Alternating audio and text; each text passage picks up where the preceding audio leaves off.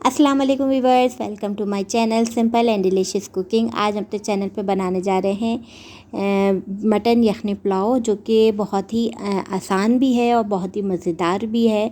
और इसके कुछ स्टेप्स इसको जो फॉलो कर लेंगे तो आप लोग को पता चलेगा कि ये बाहर जैसा यखनी पुलाव कैसे तैयार होता है।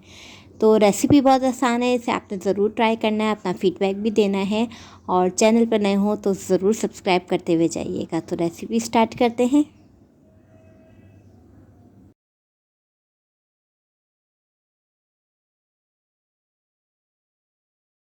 हाँ जी, यहाँ पे जो है वो हम मटन की यखनी तैयार करना शुरू करते हैं। यहाँ पे सबसे पहले मैंने ले लिया है मटन, हाफ़ के जी के करीब ले। आप क्वांटिटी बता रही हूँ हाफ़ के जी की, तो आप यहाँ मटन ले लें हाफ़ के जी के करीब। और हड्डी बोटी लाजमी होनी चाहिए, तो उसकी जो यखनी निकलती है वो बहुत ज़बरदस्त हो जाती है। ठीक है, पहला स्टेप आपने ये करना है।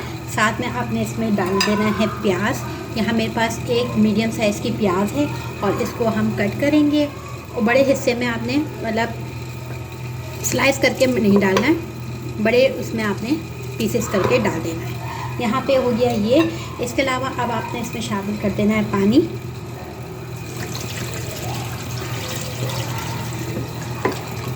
चूल्हा आप खोल दें। सही है। अब यहाँ पे जब तक यखनी पकना स्टार्ट होगी, अब हम इसमें चीज़ें डालेंगे। सबसे पहले मैं यहाँ पे नमक डालूँगी। नमक यहाँ तकरीबन मैं 1 टेबल स्पून भर के इसमें डाल रही हूँ, क्योंकि यखनी में और चावल में दोनों में नमक जाना है, तो बिल्कुल बराबर का होना चाहिए, क्योंकि यखनी जो है वो चावल में भी जाएगी। अब इसी में यहाँ पे जाएगा साबुत धनिया, 1 चम्मच आपने भर के शामिल कर देना है। ज़ीरा यहाँ पे मैं लूँगी 1 चाय का चम्मच भर के। इसी के साथ यहाँ पे मैं डालूँगी ये सौंफ, 1 टेबल स्पून। सौंफ और साबुत धनिया का बहुत अच्छा जो है वो फ्लेवर आता है, तो ये दोनों आप स्किप बिल्कुल भी नहीं करिएगा। ज़ीरा आप बेशक स्किप कर सकते हैं। ठीक है, बस अब यहाँ पे जाएगा लहसुन अदरक। अब यहाँ पे मेरे पास ये लहसुन के जवे हैं, ये तकरीबन 3 से 4, अच्छे बड़े साइज़ के हों तो 4 ले लें, 3 से 4 ले लें, और छोटे हों तो 5 ले लें। ठीक है, बस अब यहाँ पे बस देखिए मैंने यखनी का पानी और डाल दिया ताकि अच्छे से यखनी हो, क्योंकि गोश्त गलेगा उसमें भी पानी ख़त्म होने आना है, कम हो जाना है। तो इसके अलावा जो है वो फिर पानी भी बचाना है, हमें यखनी बचानी है। ठीक है, ये मसाले मैंने, आप बेशक गोश्त कम रखें, मगर यखनी के लिए आपने क्या नाम है मसाले ज़रा अच्छे से ठीक ठाक डालने, ताकि मज़ा आ जाए आपको। बस यहाँ पे मैं इसको पकने के लिए रख दूँगी, इसको कवर कर देंगे और आराम से तकरीबन आधे घंटे के लिए इसको पका लेंगे, तो ये गोश्त अच्छे से कुक हो जाएगा। तो फिर आएंगे हम दूसरे स्टेप की तरफ। हाँ जी, यहाँ पे देख सकते हैं कि हमारी यखनी जो है वो मटन की यखनी जो है वो तैयार हो चुकी है। ये तकरीबन 90% गोश्त हमारा गल चुका है और पक के इतनी यखनी निकल आई है। ठीक है, क्योंकि इसके बाद हमें आलू भी डाल के गलाना है, क्योंकि मैं यखनी में आलू भी शामिल कर दूँगी, मतलब पुलाव में। तो आपने जो है वो गोश्त को इस हिसाब से, ये देखें ये गोश्त गल चुका है, ये देखें सही, ये गल चुका है। बस ये हल्की सी मामूली सी कसर है, जब आलू डालूँगी तो ये उसमें हो जाएगा। तो बस ये यखनी हमारी जो है वो तैयार है। बस एक जोश देने के बाद मैं इसको बंद कर दूँगी, और इसके बाद जो है वो हम आते हैं पुलाव की तरफ। हाँ जी, यहाँ पे जो चीज़ें चाहिए वो देख लेते हैं। अब पुलाव बनाने के लिए यखनी हमने तैयार कर ली है आपके सामने। अब यहाँ पे सबसे पहले मैं चावल ले रही है, मैंने 2 कप चावल लिए हैं, तकरीबन आधा किलो चावल। ठीक, इसके अलावा यहाँ पे मेरे पास एक लार्ज मैंने प्याज ले ली, इसको स्लाइस में कट कर लिया। थोड़ी सी हम निकाल लेंगे, बाकी हम तल लेंगे। यहाँ पे हमारे पास है आलू, 2 मीडियम साइज़ के मैंने आलू ले लिए हैं, आप 2 या 3 भी कर सकते हैं, कोई इशू नहीं है। इसके अलावा यहाँ पे मेरे पास कुछ गरम मसाले हैं, वो देख लेते हैं। यहाँ पे मेरे पास 5 से 6 छोटी इलायची, 10 दाने काली मिर्च के, थोड़ी सी जवतरी या 1/4 टीस्पून, और 3 छोटी स्टिक मैंने लिए दालचीनी की, और 2 पत्ते लिए हैं तेज़पत्ते के। छोटे हैं तो आप 2 ले लें, बड़े हों तो 1 ले लीजिएगा। इसके अलावा यहाँ पे मेरे पास केवड़ा है, ठीक है, जो हम पुलाव में डालेंगे। ये तकरीबन 1 टीस्पून के करीब डालेंगे। सॉल्ट यहाँ पे हमारे पास है 2 टेस्ट या 1 टेबल स्पून, क्योंकि यखनी में भी गया हुआ है नमक, तो उसके हिसाब से मैनेज कर लेंगे। अब यहाँ पे हमारे पास है भुना हुआ ज़ीरा और गरम मसाला। यहाँ पे मेरे पास है गरम मसाला, तकरीबन 1 टीस्पून है। सॉरी हाफ़ टी स्पून है, क्योंकि हम साबुत गरम मसाला भी डाल रहे हैं। और यहाँ पे मेरे पास है भुना हुआ पिसा हुआ ज़ीरा है, ये तकरीबन भर के 1 टीस्पून है। इसके अलावा दही हाफ़ कप है। हरी मिर्चें यहाँ मैंने ले ली हैं, ये तकरीबन मेरे पास है 6 से 7। जो ज़्यादा स्पाइसी पसंद करते हैं, कहते हैं कि अलग से भी हरी मिर्चें चाहिए, तो ये उनके लिए है। इसके अलावा यहाँ पे मेरे पास लहसुन अदरक का पेस्ट है, तकरीबन 1.5 टेबल स्पून भर के, 2 टेबल स्पून भी आप ले सकते हैं। इसके अलावा यहाँ पे मैंने हरी मिर्चें भी हैं, इसको पेस्ट बना लिया है। तकरीबन 3 या 4 हरी मिर्चें हैं, बारीक जो वाली होती हैं वो। इससे क्या होगा कि जो इसका लुक आएगा ना, वो स्पाइसी भी होगा और बिल्कुल ज़्यादा तेज़ स्पाइसी नहीं होगा और मज़ेदार होगा फ्लेवर वाला। तो आप ये हरी मिर्चों वाला स्टेप ज़रूर करें अगर आपको चाहते हैं कि कुछ मज़ेदार सा पुलाव खाना है बाहर वाला। तो ये वो पुलाव मैं आपको सिखा रही हूँ जो बाहर आपको मिलता है। तो आप इसको बनाना स्टार्ट करते हैं। बस ये सब चीज़ें चाहिए, बहुत मुख्तसर, तो स्टार्ट करते हैं। यहाँ पुलाव जो बनाना है वो आप घी में बनाएं या तेल में, इसमें आपकी चॉइस है।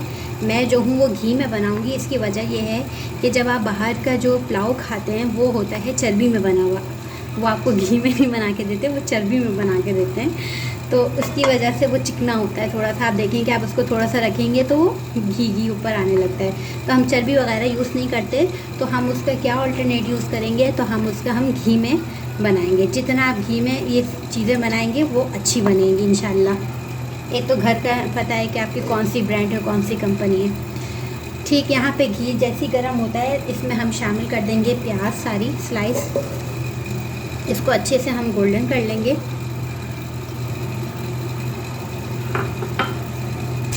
अब यहाँ पे देखें, यहाँ प्याज जो है वो पकना शुरू हो गई है और इसको हम कर लेंगे गोल्डन ब्राउन।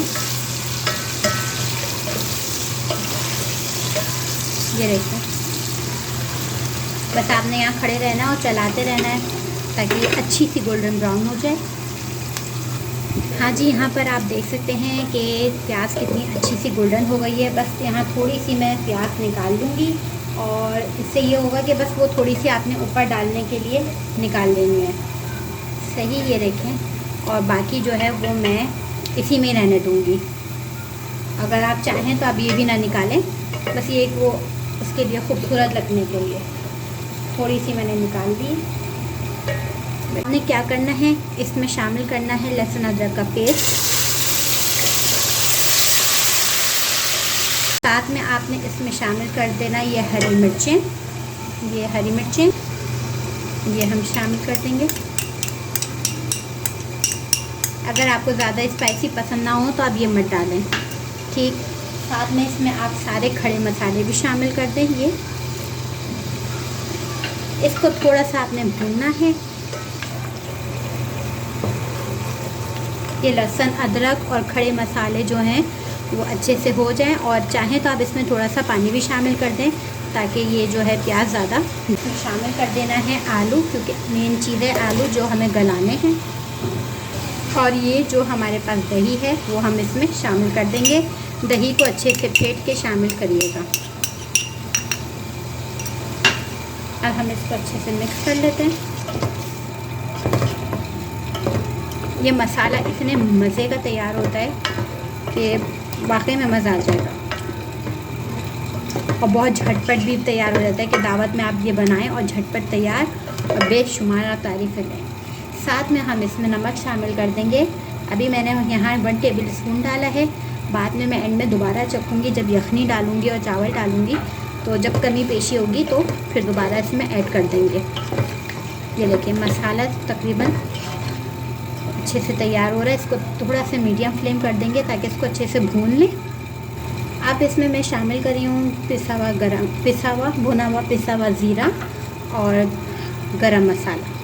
ये दोनों चीज़ें मैं इसमें शामिल कर रही हूँ। इसको फिर मिक्स करेंगे।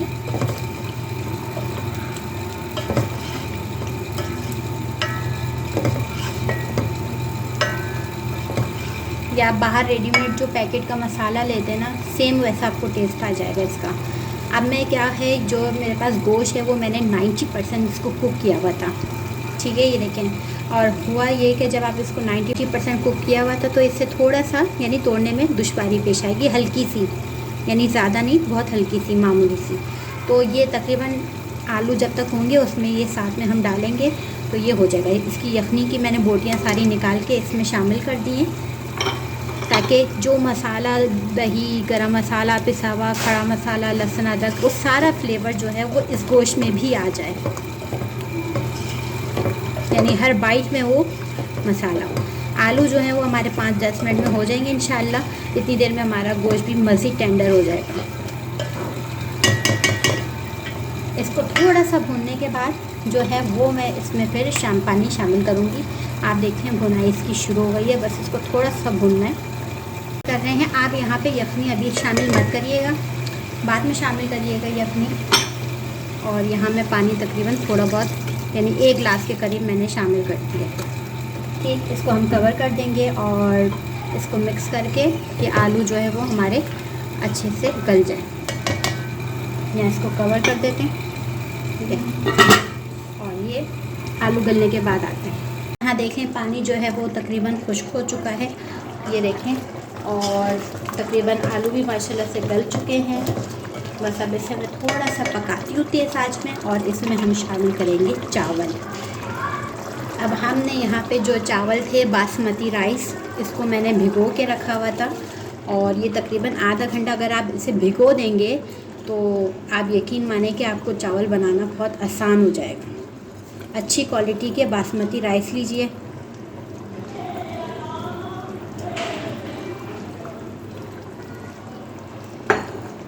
और इसको मैं जो हूँ वो चला देती हूँ।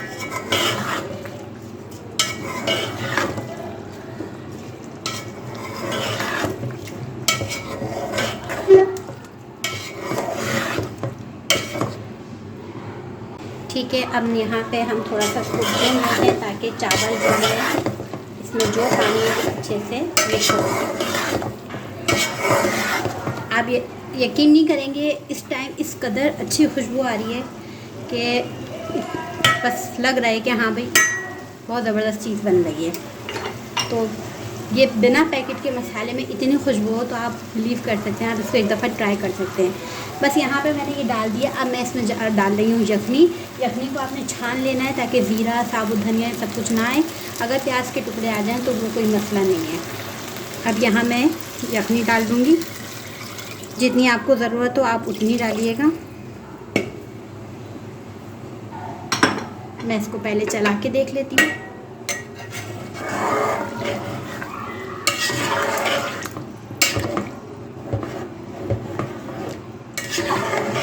अगर इसमें प्याज के आ रहे हों तो आप वो ले सकते हैं, उससे कोई टेस्ट ख़राब नहीं होता है। थोड़े से इसमें हमने पानी यखनी और डाल देनी है, क्योंकि चावल जो है नरम अच्छे लगते हैं। खड़े खड़े चावल जो होते हैं वो थोड़े, अगर आप 2 कप चावल ले रहे हैं तो तकरीबन 2.5 गिलास जो है वो आप पानी शामिल करेंगे, यखनी शामिल करेंगे। और अगर आप जो है 3 गिलास ले रहे हैं तो आप 3.5 करिएगा। मगर जब आप चावल को भिगोएंगे तो आप आधा कप एक्स्ट्रा इस्तेमाल करिएगा। अगर आप चावल को नहीं भिगोएंगे तो फिर आप 1 कप एक्स्ट्रा लीजिएगा। हाँ जी, यहाँ पे देखें चावल में उबाल आना शुरू हो गया है, और अब मैं जो है वो इसमें नमक चख लेती हूँ कि क्या हाल है नमक का, सूरत हाल।